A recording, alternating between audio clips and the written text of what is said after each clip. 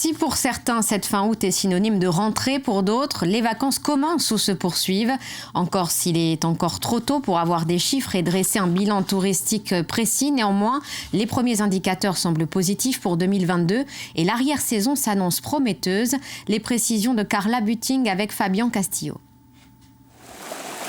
Rester encore un peu les pieds dans l'eau. Alors que la rentrée approche, les Haussiens ont déserté les plages de Corse. Restent les chanceux qui ont pu partir en vacances en arrière-saison. On préfère venir quand c'est un peu plus calme et c'est moins agité et c'est surtout, je dirais, plus facile. Plus facile, la circulation, tout ça, c'est plus facile. Nous sommes venus en vacances en septembre quand nous sommes à la retraite et nous pensons qu'en septembre il y a beaucoup moins de monde. Et ensuite les locations, tout ça, c'est plus abordable aussi. Le budget, on a pris le billet d'avion à 70 € au lieu de 100, 130. Donc franchement, c'est pas mal.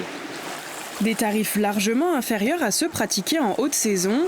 Dans cet hôtel du centre-ville d'Ajaccio, quasi complet pour les semaines à venir, on paye sa chambre 30% moins cher par rapport au mois dernier. Nous avons 3 chambres disponibles pour ce soir, qu'on va certainement louer d'ici la fin de la journée.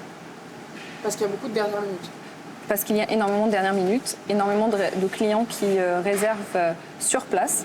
Des réservations tardives représentatives de la clientèle du mois de septembre.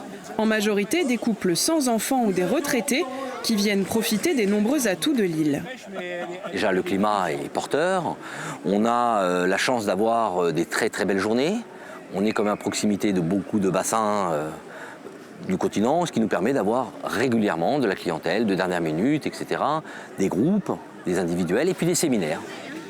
À l'Office du tourisme d'Ajaccio, en 2021, le mois de septembre a été le plus chargé de l'année.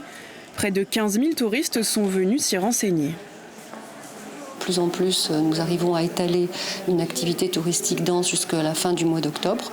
Donc là, aujourd'hui, tous les indicateurs prouvent qu'on sera exactement dans ce cas de figure.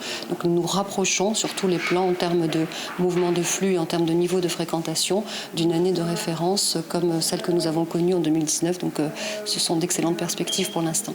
Prometteur, le mois de septembre pourrait signer le retour à la normale après la crise sanitaire qui a lourdement impacté les 2 dernières saisons.